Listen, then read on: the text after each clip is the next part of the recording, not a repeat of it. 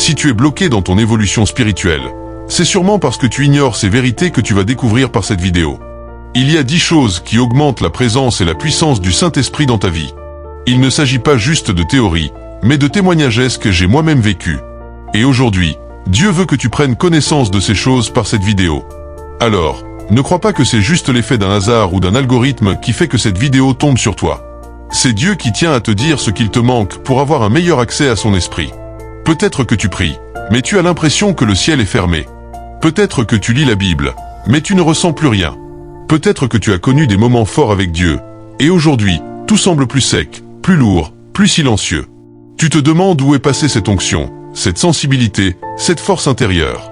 Et si le problème n'était pas que le Saint-Esprit s'est éloigné, mais que certaines clés ont été négligées? Dans cette vidéo, je vais te partager des principes simples, bibliques, profonds, qui, si tu les appliques sincèrement, peuvent raviver la flamme, restaurer la communion et amplifier la puissance de Dieu dans ta vie. Reste bien jusqu'à la fin, parce que les derniers points sont souvent ceux que beaucoup négligent, et pourtant ce sont eux qui font toute la différence. Si tu veux grandir spirituellement, abonne-toi maintenant, active la cloche pour ne rien rater des prochains enseignements, et écris en commentaire « Je veux plus de toi, Saint-Esprit ». Cela sera comme un acte de foi public. Commençons. 1. La fidélité dans la prière. La première chose qui augmente la présence et la puissance du Saint-Esprit dans ta vie, c'est la fidélité dans la prière. Je ne parle pas d'une prière occasionnelle quand tout va mal. Je parle d'une discipline, d'une routine, d'heures respectées, d'une constance inconditionnelle. Daniel priait 3 fois par jour, malgré les menaces. Il est écrit dans Daniel 6, 10, « Il se mit à genoux 3 fois le jour, il priait et il louait son Dieu, comme il le faisait auparavant. » Ce n'était pas une émotion, c'était une habitude sacrée. Beaucoup veulent la puissance sans la discipline. Beaucoup veulent l'onction sans la régularité. Mais le Saint-Esprit se manifeste puissamment dans la vie de ceux qui lui donnent un rendez-vous régulier. Jésus lui-même avait des moments fixés. Marc 1, 35 dit, « Vers le matin, pendant qu'il faisait encore très sombre, il se leva, et sortit pour aller dans un lieu désert, où il pria. » Si le Fils de Dieu avait besoin d'un temps régulier de prière, combien plus toi et moi? La fidélité crée un environnement spirituel stable. C'est comme un feu, si tu mets du bois une fois par semaine, il va s'éteindre. Mais si tu l'alimentes chaque jour, il devient brasier. Peut-être que tu pries seulement quand tu en as envie. Peut-être que tu attends l'émotion. Mais la maturité spirituelle commence quand tu pries même quand tu ne ressens rien.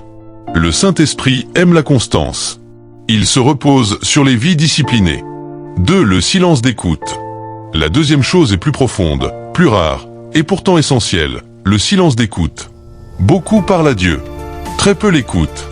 Nous remplissons la prière de mots, de demandes, de déclarations, mais nous laissons rarement un espace pour que le Saint-Esprit parle. Psaume 46, 11 dit « Arrêtez, et sachez que je suis Dieu. » Arrêtez. Cela veut dire cesser de courir, cesser de parler, cesser de vous agiter intérieurement. Le Saint-Esprit est doux. Il n'est pas toujours dans le bruit. Lorsque le prophète Élie cherchait Dieu, il est écrit dans 1 Roi 19, 12, « Après le feu, un murmure doux et léger. » Dieu n'était pas dans le vent violent, ni dans le tremblement de terre, ni dans le feu. Il était dans le murmure. Si ta vie est constamment remplie de bruit, réseaux sociaux, discussions, agitation mentale, comment entendras-tu ce murmure? La puissance du Saint-Esprit augmente quand tu développes une sensibilité à sa voix.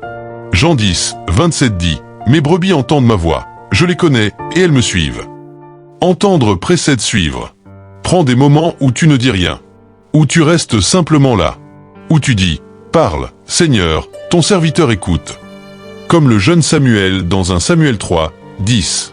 Au début, cela peut sembler vide. Mais avec le temps, ton esprit devient plus fin, plus attentif. Tu commences à discerner des impressions, des convictions, des directions. Et c'est là que la puissance devient précise. Parce que tu ne fais plus ce que tu veux, tu fais ce qu'il dit. 3. L'obéissance aveugle. Voici maintenant une clé qui dérange beaucoup de personnes, l'obéissance aveugle. On veut la présence de Dieu, mais on négocie ses instructions. Le Saint-Esprit ne révèle pas plus à celui qui n'obéit pas à ce qu'il a déjà reçu. Acte 5, 32 dit, « Le Saint-Esprit, que Dieu a donné à ceux qui lui obéissent. » Il y a un lien direct entre obéissance et manifestation de l'Esprit. L'obéissance aveugle, ce n'est pas l'irrationalité. C'est la confiance totale. C'est faire ce que Dieu demande, même quand tu ne comprends pas tout. Abraham en est l'exemple parfait. Hébreux 11, 8 dit, « C'est par la foi qu'Abraham obéit à l'appel de partir pour un lieu qu'il devait recevoir en héritage, et qu'il partit sans savoir où il allait. Il est parti sans plan détaillé, sans GPS, sans explication complète. Beaucoup aujourd'hui veulent tout comprendre avant d'obéir. Ils disent « Seigneur, explique-moi d'abord ». Mais la foi fonctionne autrement.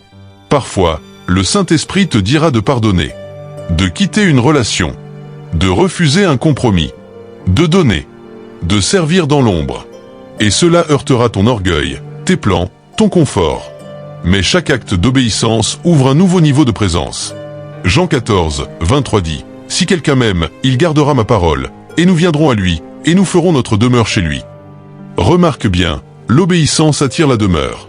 La puissance ne repose pas sur les rebelles spirituels. Elle repose sur les cœurs soumis.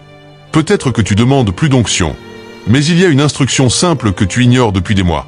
Reviens à cette dernière chose que Dieu t'a dite. Obéis, et regarde ce qui se passe. Dans la prochaine partie, nous allons entrer encore plus profondément, parce que les prochaines clés touchent ton cœur, ton caractère et tes motivations cachées. Et c'est souvent là que tout se joue. 4. L'humilité. La quatrième chose qui augmente la présence et la puissance du Saint-Esprit dans ta vie, c'est l'humilité. On peut prier, on peut jeûner, on peut chanter. Mais si le cœur est rempli d'orgueil, la présence de Dieu ne repose pas durablement. Jacques 4, 6 dit, Dieu résiste aux orgueilleux, mais il fait grâce aux humbles. Résiste. Cela veut dire qu'il s'oppose. Imagine demander plus de puissance, alors que Dieu lui-même te résiste à cause de l'orgueil. L'orgueil spirituel est subtil. Il se cache dans les pensées comme « Je connais déjà ça ». Je prie plus que les autres. Dieu m'utilise plus que lui. Ou encore, sans moi, cette œuvre ne tiendrait pas. Mais le Saint-Esprit ne se manifeste pas pour glorifier un homme. Il se manifeste pour glorifier Christ. Regarde Jésus. Philippiens 2, 6 à 8 dit, lui, dont la condition était celle de Dieu, il s'est dépouillé lui-même, en prenant une forme de serviteur, il s'est humilié lui-même, se rendant obéissant jusqu'à la mort. Si Jésus s'est humilié, qui sommes-nous pour chercher les premières places? L'humilité attire la présence. Ésaïe 57, 15 dit, j'habite dans les lieux élevés et dans la sainteté, mais je suis avec l'homme contrit et humilié. Dieu habite dans la hauteur, mais il se manifeste dans l'humilité. Plus tu deviens petit à tes propres yeux, plus Dieu peut se révéler grand à travers toi. Si tu veux plus du Saint-Esprit, apprends à reconnaître tes limites. Apprends à dire, Seigneur, sans toi je ne peux rien. Jean 15, 5 dit, sans moi vous ne pouvez rien faire. L'humilité n'est pas se rabaisser. C'est reconnaître sa dépendance totale. 5. Pardonner. La cinquième chose est difficile. Mais elle est incontournable. Pardonner. Tu ne peux pas porter l'amertume et demander la puissance en même temps. Éphésiens 4, 30 à 32 dit, n'attristez pas le Saint-Esprit de Dieu. Que toute amertume, toute animosité, toute colère, disparaissent du milieu de vous. Soyez bons et compatissants les uns envers les autres, vous pardonnant réciproquement, comme Dieu vous a pardonné en Christ. Remarque bien, l'amertume attriste le Saint-Esprit. Beaucoup disent, je veux plus de feu. Mais ils gardent des blessures non guéries, des rancunes anciennes, des offenses entretenues. Jésus a été très clair. Matthieu 6, 14 à 15. Si vous pardonnez aux hommes leurs offenses, votre Père Céleste vous pardonnera aussi. Mais si vous ne pardonnez pas aux hommes, votre Père ne vous pardonnera pas non plus vos offenses. Le pardon ne dit pas que ce qui s'est passé était juste. Le pardon dit, je refuse de laisser cette blessure contrôler ma relation avec Dieu. Imagine un canal d'eau rempli de pierres. L'eau peut-elle circuler librement? Non. L'amertume bloque le flux de l'esprit. Parfois, tu demandes la puissance pour chasser les démons, mais tu n'arrives pas à pardonner une parole blessante. Commence par là. Libère. Relâche. Dépose. Et tu verras une légèreté revenir dans ta prière. 6. La recherche sincère et désintéressée de la gloire de Dieu. Voici maintenant une clé très profonde. Chercher la gloire de Dieu, et non la tienne. Le Saint-Esprit ne vient pas amplifier ton image. Il vient révéler Christ. Jean 16, 14 dit, « Il me glorifiera, parce qu'il prendra de ce qui est à moi, et vous l'annoncera. » Le rôle du Saint-Esprit est de glorifier Jésus. Si ton désir caché est d'être reconnu, applaudi, admiré, la présence de Dieu sera limitée. Parce que Dieu ne partage pas sa gloire. Ésaïe 42, 8 dit, « Je suis l'Éternel, c'est là mon nom, et je ne donnerai pas ma gloire à un autre. » Pose-toi honnêtement cette question. Pourquoi veux-tu plus de puissance? Pour que les gens disent que tu es spirituel. Pour avoir de l'influence? Ou pour que Jésus soit révélé? Jean-Baptiste avait compris ce secret. Jean 3, 30 dit, « Il faut qu'il croisse et que je diminue. » La vraie puissance repose sur ceux qui sont prêts à disparaître pour que Christ apparaisse. Cherche la gloire de Dieu dans le secret. Sers quand personne ne regarde. Donne sans publier. Prie sans annoncer.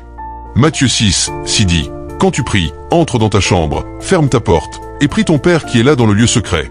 Et ton Père, qui voit dans le secret, te le rendra. » Quand Dieu voit un cœur désintéressé, il peut confier sa puissance sans danger. 7. L'adoration rituelique. La 7e chose est souvent mal comprise, l'adoration rituelique. Je ne parle pas d'une répétition vide. Je parle d'une structure fidèle, régulière, consacrée à Dieu. Dans l'Ancien Testament, il y avait des sacrifices quotidiens, des temps fixés, des célébrations régulières. Ce n'était pas laissé au hasard.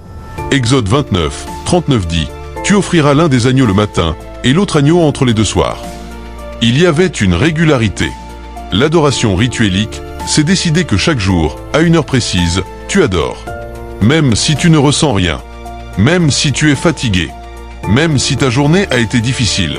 Jésus dit dans Jean 4, 23, « Mais l'heure vient, et elle est déjà venue, où les vrais adorateurs adoreront le Père en esprit et en vérité. » En esprit et en vérité. Pas seulement en émotion. Beaucoup adorent quand la musique est belle, quand l'ambiance est forte.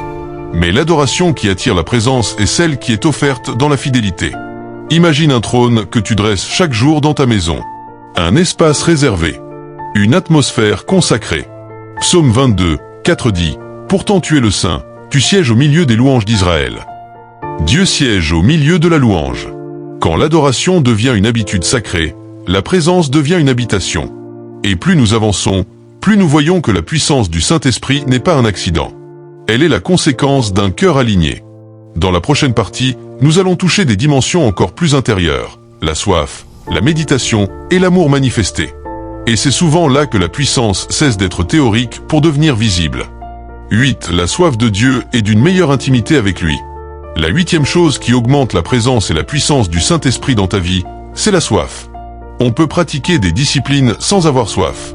On peut prier par habitude, adorer par routine, mais la soif est autre chose. La soif, c'est un désir brûlant. C'est une faim intérieure que rien d'autre ne satisfait. Psaume 63, 2 dit, « Ô Dieu, tu es mon Dieu, je te cherche, mon âme a soif de toi, mon corps soupire après toi, dans une terre aride, desséchée, sans eau. » David ne parle pas d'une simple prière. Il parle d'un manque profond. Jésus dit dans Matthieu 5, 6, « Heureux ceux qui ont faim et soif de la justice, car ils seront rassasiés. » Il ne dit pas, « Heureux ceux qui sont curieux. » Il dit, « Ceux qui ont faim. » La puissance du Saint-Esprit ne repose pas sur les indifférents. Elle repose sur les affamés. Apocalypse 3, 16 dit, « Ainsi, parce que tu es tiède, et que tu n'es ni froid ni bouillant, je te vomirai de ma bouche. » La tiédeur repousse la manifestation de Dieu. Peut-être que ton problème n'est pas le péché visible. Peut-être que ton problème est la tiédeur invisible. Tu crois encore, mais tu ne brûles plus. La soif se cultive. Elle se nourrit. Comment? En te rappelant d'où Dieu t'a sorti. En méditant sur la croix. En passant du temps dans sa présence, même quand tu ne ressens rien, jusqu'à ce que ton cœur se réchauffe. Plus tu désires Dieu pour lui-même, plus sa présence devient intense. 9. La méditation de la Bible. La 9e chose est essentielle, la méditation de la parole. Le Saint-Esprit a inspiré les Écritures. 2 Timothée 3, 16 dit, « Toute Écriture est inspirée de Dieu. » Si tu veux plus de l'Esprit, plonge-toi dans ce qu'il a inspiré. Et Jésus dit dans Jean 14, 26, « Le Consolateur, l'Esprit Saint, vous rappellera tout ce que je vous ai dit. » Il rappelle ce qui a été semé. S'il n'y a rien en réserve, que va-t-il te rappeler? Beaucoup veulent des révélations spectaculaires, mais négligeant la lecture quotidienne de la Bible. Josué 1, 8 dit, « Que ce livre de la loi ne s'éloigne point de ta bouche, médite-le jour et nuit, car c'est alors que tu auras du succès dans tes entreprises. » La méditation produit une stabilité, une direction, une autorité. Méditer, ce n'est pas lire vite. C'est mâcher. C'est relire. C'est prier avec le texte. C'est demander, « Seigneur, que veux-tu me dire ici ?» La parole purifie le cœur. Jean 15, 3 dit, « Vous êtes déjà purs, à cause de la parole que je vous ai annoncée. » Plus ton esprit est rempli de la parole, plus le Saint-Esprit trouve un terrain favorable pour agir avec puissance. 10. Un désir réel de manifester l'amour et d'aider les autres. Voici maintenant un point que beaucoup attendent sans le savoir. Tu demandes la puissance du Saint-Esprit. Mais pourquoi? Acte 1, 8 dit, vous recevrez une puissance, le Saint-Esprit survenant sur vous, et vous serez mes témoins. La puissance n'est pas d'abord pour impressionner. Elle est pour témoigner, pour servir, pour aimer. 1 Corinthiens 13, 1 à 2 dit, quand je parlerai les langues des hommes et des anges, si je n'ai pas l'amour, je suis un airain qui résonne. Et quand j'aurai même toute la foi jusqu'à transporter des montagnes, si je n'ai pas l'amour, je ne suis rien. Tu peux chercher les dons. Tu peux rechercher les miracles. Mais si ton cœur ne brûle pas pour les autres, la puissance restera limitée. Le Saint-Esprit est l'esprit d'amour. Romains 5, 5 dit, l'amour de Dieu est répandu dans nos cœurs par le Saint-Esprit qui nous a été donné. Plus tu veux aimer, plus tu veux servir, plus tu veux soulager, encourager, aider, plus la puissance devient naturelle. Regarde Jésus. Acte 10, 38 dit, Dieu a oint du Saint-Esprit et de force Jésus de Nazareth, qui allait de lieu en lieu faisant du bien. Oint et faisant du bien. La vraie onction te pousse vers les autres. Peut-être que tu pries pour la puissance, mais tu ignores ton voisin qui souffre. Tu demandes des dons spirituels, mais tu refuses d'aider concrètement. Commence à aimer. Commence à servir. Commence à prier pour les autres sincèrement. Et tu verras la puissance de Dieu circuler. Tu vois maintenant que la présence et la puissance du Saint-Esprit ne sont pas un hasard. Elles sont la conséquence d'un cœur aligné. Fidélité, silence, obéissance, humilité, pardon, désintéressement, adoration fidèle, soif, méditation, amour actif. Ce ne sont pas des techniques. Ce sont des attitudes du cœur. Et la bonne nouvelle, c'est que tu peux commencer aujourd'hui. Si cet enseignement t'a parlé, abonne-toi maintenant, active la cloche pour ne rien rater des prochaines vidéos, parce que nous allons aller encore plus loin dans les dimensions spirituelles. Et écris en commentaire, je choisis de m'aligner. Ou dis-moi à quel point tu dois travailler en priorité. Cela sera un engagement devant Dieu. Rappelle-toi ceci, peu importe ton passé, peu importe tes échecs spirituels, Dieu ne t'a pas rejeté. Le Saint-Esprit ne s'est pas lassé de toi. Si tu fais un pas vers lui, il fera plus qu'un pas vers toi. Jacques 4, 8 dit, approchez-vous de Dieu, et il s'approchera de vous. Prions. Père Céleste, je viens devant toi avec ce cœur qui désire plus de toi. Je reconnais que parfois j'ai cherché ta puissance sans chercher ton cœur. Pardonne-moi. Saint-Esprit, viens réaligner mes motivations. Donne-moi la fidélité dans la prière. Apprends-moi à écouter. Donne-moi la force d'obéir, même quand je ne comprends pas, brise l'orgueil en moi. Guéris mes blessures. Aide-moi à pardonner sincèrement. Rallume en moi la soif. Fais-moi aimer ta parole. Remplis-moi d'un amour authentique pour les autres. Je ne veux pas seulement parler de puissance. Je veux marcher avec toi. Je veux être un instrument pur entre tes mains. Que ta présence devienne évidente dans ma vie. Que ton caractère transforme le mien. Et que tout ce que je fais glorifie Jésus.